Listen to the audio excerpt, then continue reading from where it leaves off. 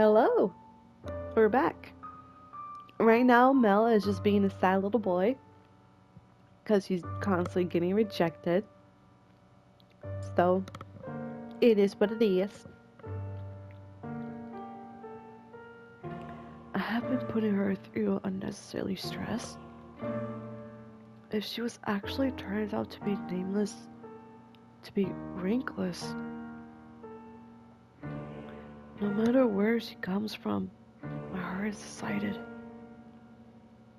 I will not fool myself how I feel any longer.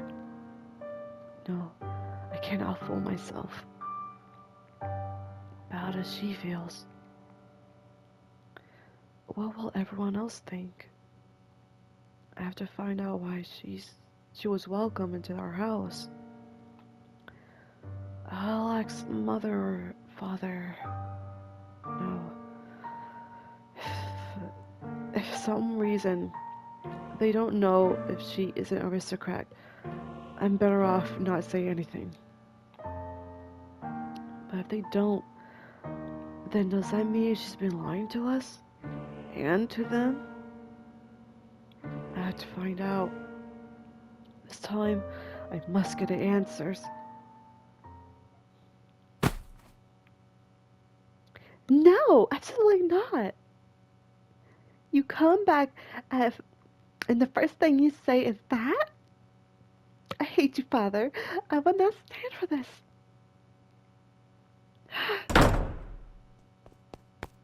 Why? I apologize. Right now it's like 3 o'clock in the morning for me. Everyone is asleep, and I'm keeping my voice down. If it's happening during the day, I will be fucking doing the whole bitchy voice. But now this is your one and only chance to have like an ASMR episode. No, okay. Why would he just suddenly throw that on me? He didn't even ask for my opinion. No, I won't do it. I'm fine with things are. I'm just fine. Dearest Mel, I need your help. I don't want to get married. Ah.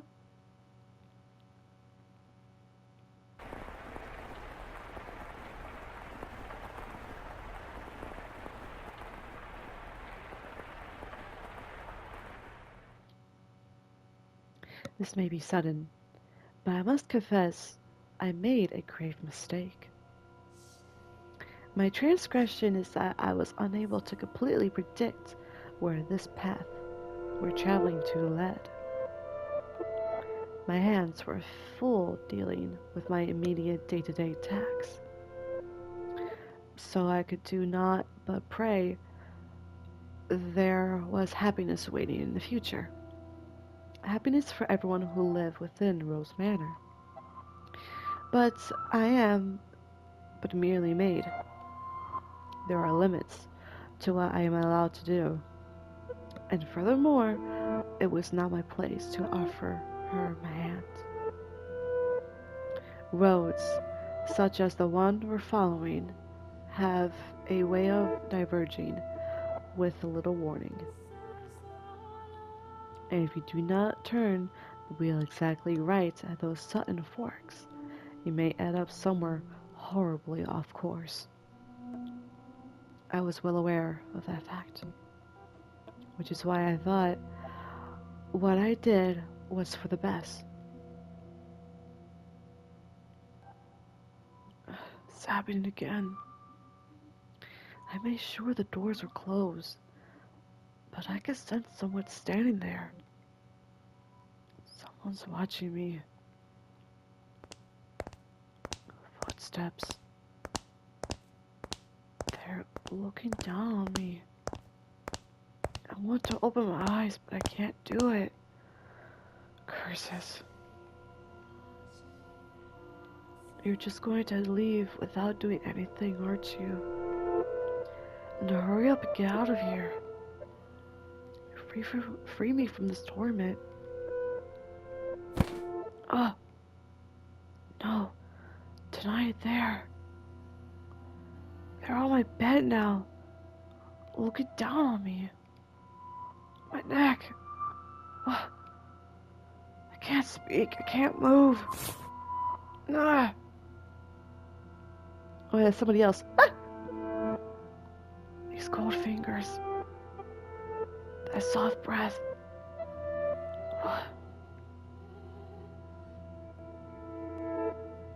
Why? I can move my body. But it's not happening. But it's not important right now.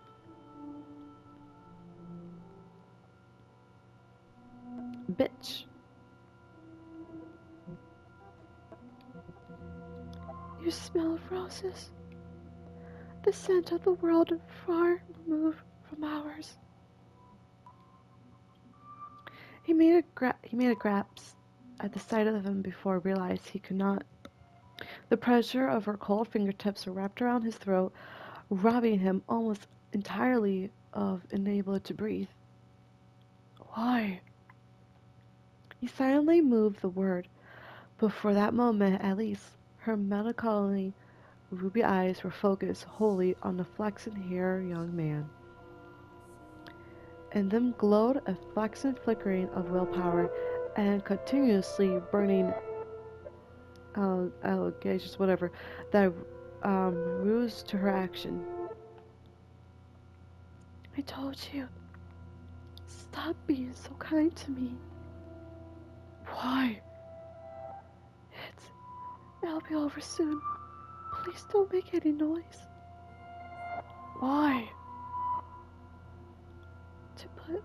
To put an end to this family. You are my only. Why are you shaking? What? Upon hearing Mel's word, her strength drained from her slender fingers. He had not been questioning why she would do such a thing. There was, of course, a trace of belligerence visible in his eyes. But he did not shout, nor he did not tremble with fear.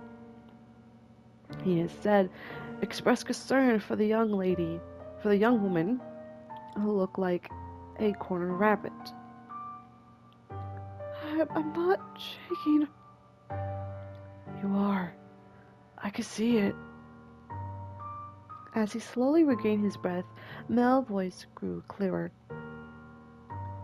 Conversely, the red-eyed girl grew progressively more faint and raspy. You're not doing this because you genuinely want to. There's some other reason. This is what I desire. Have you been in my room before? You have. I'm sorry. I'll be damned. Tell me, why are you shaking? You're not putting any pressure on my neck. Why haven't you run? Because I cannot fathom. Why would you do this? So I'm not afraid. Do you hate me so deeply you want me dead? Do you despise me to the point that you're willing to take my life with your own hands? No. No, I don't. See, so like I said, there's another reason. If there isn't because you detest me, then tell me, why is it? I am so sorry. I will leave your room now. I'll do my best not to bother you any further. So please forget anything ever happened. Do you think I'm just going to say okay and let you go? Why can't you tell me the reason? I'm sorry. Alright, then I'll try and guess. What? It has something to do with your lineage. You're troubled by it somehow. Am I right? thought so. How do you know about that? The priest at the church told me he has seen you before. He also told me a little about your origin. But that's all I know. The only difference between us is our social rank.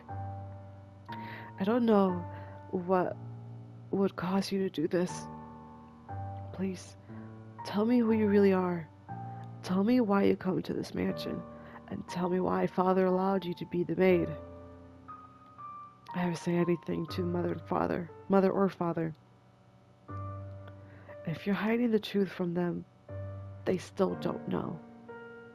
But I want to.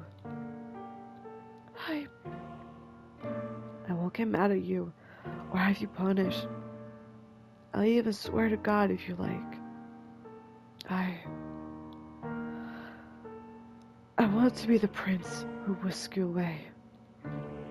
I want to be like the prince who rescued the girl from the dark mansion and showed her the world. I know I'm not that dependable, but I want to help you. Why? Why do you show me such compassion? Why do you treat me like this? I have my hand around your neck. Why? I thought it would be obvious. Or I have not expressed myself well enough. Ooh, I love you. Every time you push me away, it crushes me. I didn't even know my heart could feel such distress. If you dislike me, then don't want to be with me, then, well, I'll just have to live like that. As much as may hurt, but if you have some other reason, some weight on your shoulders that you can't share with anyone else, tell me. I want to help you. There are no other options. Things we could do about your... No, that's not it. Huh? I've tried to hate you so many times. So yes, there's more to it than just social status. But I can't do it. I couldn't make myself do it. What do you mean? I had so many chances, but I couldn't do anything. She spoke in a stiff, stifled voice as the words fought to escape her lips. She appeared to be so fragile and preciously looking down at him as if it would seem though if a gust of wind were to whisk through the room, it would blow her right away completely. Her pale fingers were trembling, like they tried to squeeze them again and failed. However, her hands did not pull away from his still slender neck. Her hand. It's so cold. He did not challenge her, but simply kept his eyes fixed on hers, as if carefully watching to see what they will do next. I'll say it as many times as I must. I love you. And I wouldn't be able to accept losing you without knowing anything. So please tell me the reason. I'll see that you're taken care of. Those are the words of the man, of means, Lord Mel. Of someone blessed enough to have pity for others. You are a foolish young man. You know nothing, Jon Snow. But the greatest fool of all is myself. If you agree to punish me, I will talk. Tell me. Her long white hair on his soft flaxen hair touched for just a brief moment, it appears in the darkness as though they had fused together. The white, having finally gathered the courage, began to slowly tell her tale. On the night of the storm, I paid a visit to Rose Manor, this mansion. My father and I are always on the move, traveling across the land by foot. So it's only recently that we heard rumors of Rose Manor. For several reasons, we couldn't stay in one place. First, is my unusual appearance. People of people find Jesus, people often find the color of my skin or eyes disconcerting. So after living one place for long enough, unsettled rumors will begin to spread, forcing us to leave. Another reason was my father's line of work. He painted pictures for a living. We had trouble finding a patron, so he had to work day to day. When he was no longer able to find work in the city, we would move. We were birds that migrated without a flock. That we arrived at this town, my father was exhausted and weak. That is when we learned of Rose Manor and the family who dwelled within it. Rhodes is the name of my father could never forget.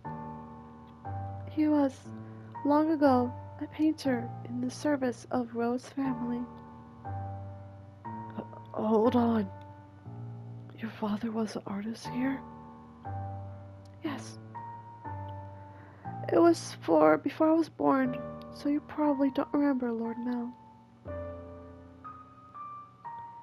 So, you knew about us before you came here? For as long as I can remember, I have known the name Rhodes. My father was chased from your house just because they didn't like something he painted.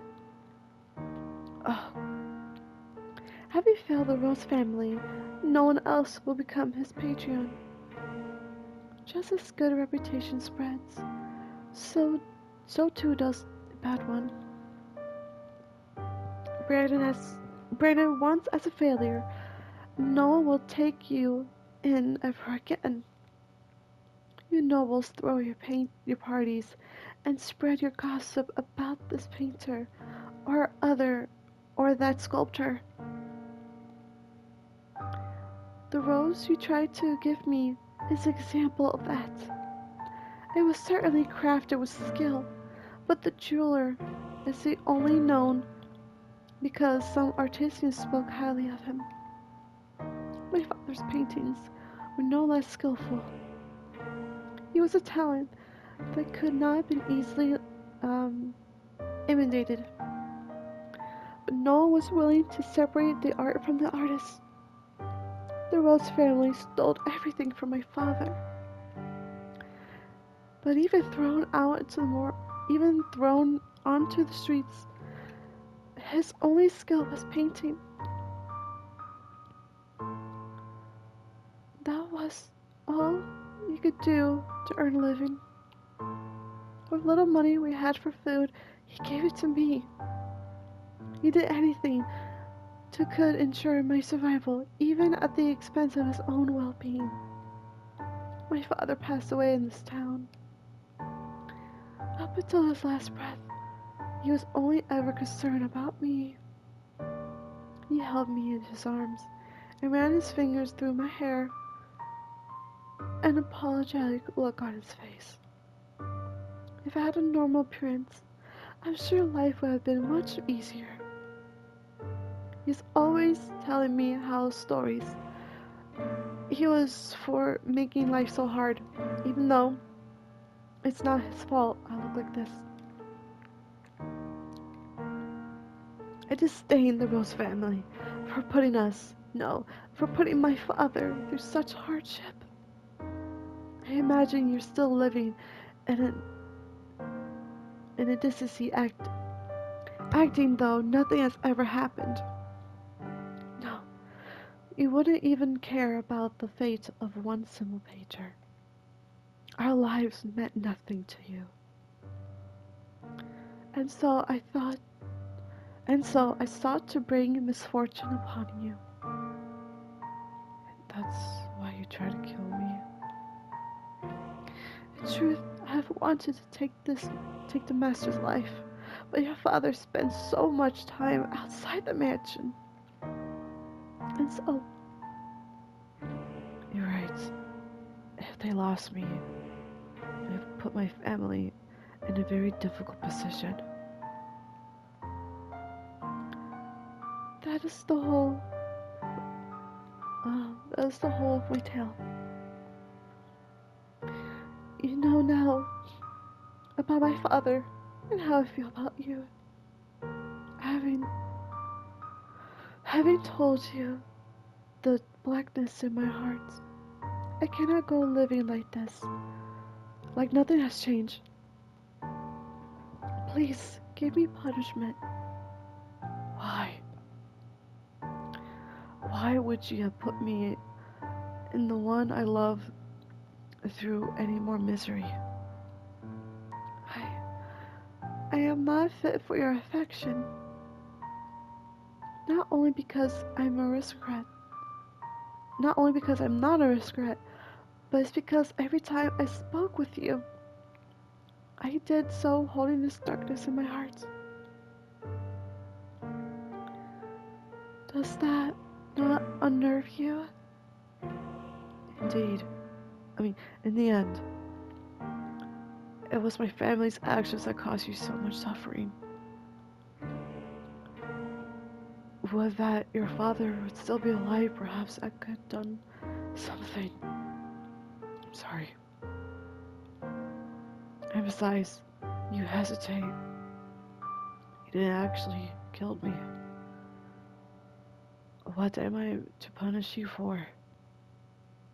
As you said, you had countless opportunities, but you could not bring yourself to do it. Tell me, why couldn't you kill me?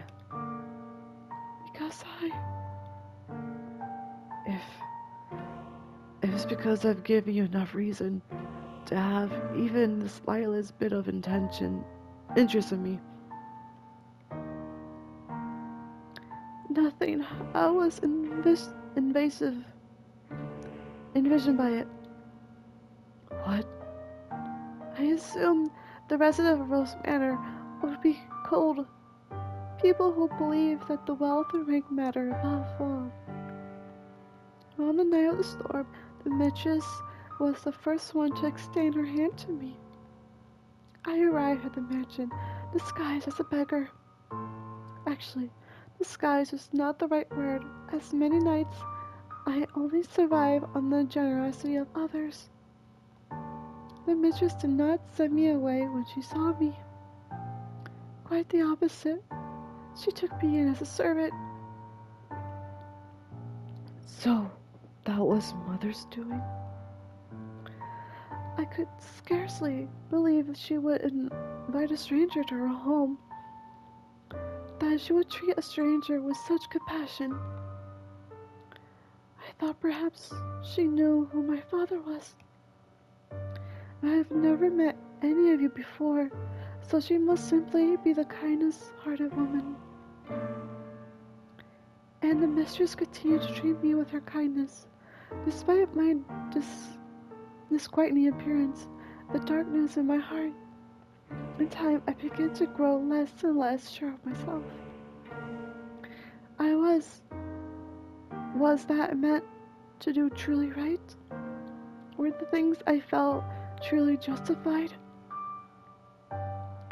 But it was a certain fact that my father was here, and that he could have been chased out. So I decided I should take your life, to put an end to everything before I went any further.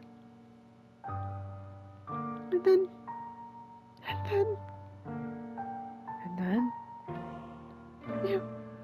You were too kind to me. It's all your fault. Because you laugh with such affection. Because you give me a smile like that.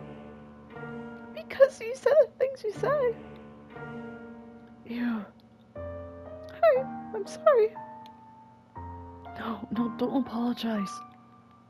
I'm so happy to hear that. Despite unusual circumstances. Please, don't say you want to leave. Don't ask me to punish you. I couldn't do anything for your father, but at least allow me to do something for the daughter he cared for so deeply. You're far too kind-hearted. I'll be happier with you around. You could become a real aristocrat. There are families that will be willing to adopt you, especially knowing it will bring them ties to the world's family in the near future. Are you saying, as long as you're okay with that, of course. I don't understand. How could you possibly say that? I have my hand around your neck as we speak.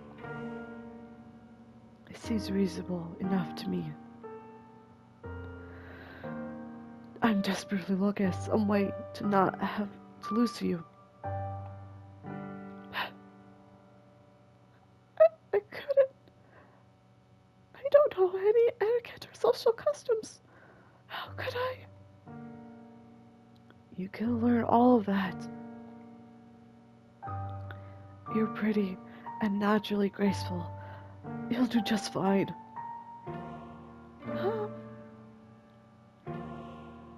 You're such an aristocrat, Lord Mel. Huh? The way you come up with some compliments so easily. Only for you. Nellie says my poetry has much charm, as a sternness. But I don't understand theater. It puts me to sleep. You laughed. Thank goodness. Keep smiling. You don't have to stop. A smile on your face is a smile on mine. No matter how deep the darkness have taken root to your heart, it can always be removed. I believe that people are capable of forging their own futures. What do you say? We go out on the theater sometime. I promise I won't sleep it through. At the private theater, we get seats at the far end of the second floor, so we don't have to stand out. There'll be pretty lavish seats, and it'll be giving you a chance to experience a normal life. But please don't be shy. I have clothes prepared for you. I'll ask one of the maids to keep a secret. Say, the one with the black hair. She kind of scares me though. I don't know what to say. How could you show such compassion for me? I tried to inflict harm upon you. Am I allowed to feel such joy? For every day you suffer, a day of happiness. That's how it has to be.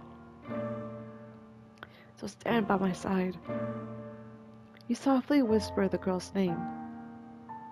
For several long moments, her lips tremble in predicament. But in time, she squeezed them through together and made her smile. He wrapped his arms around her unbelievably slender, frail frame, holding her tight in an affectionate embrace. Oh my God, they did it. Mel approached me the next day. He explained to me, of course, of events and asked me to dress her more beautiful than any other normal girl he has ever been. She was already she was already very pretty, so without much effort on my part, simply put her in a dress. She radiated beauty. I was quite particular to her smile, so I agreed to help, thinking as if it would lead to their happiness. I could not ask for anything more. I never anticipate what happens next, though. Perhaps my hopes were unreasonable after all.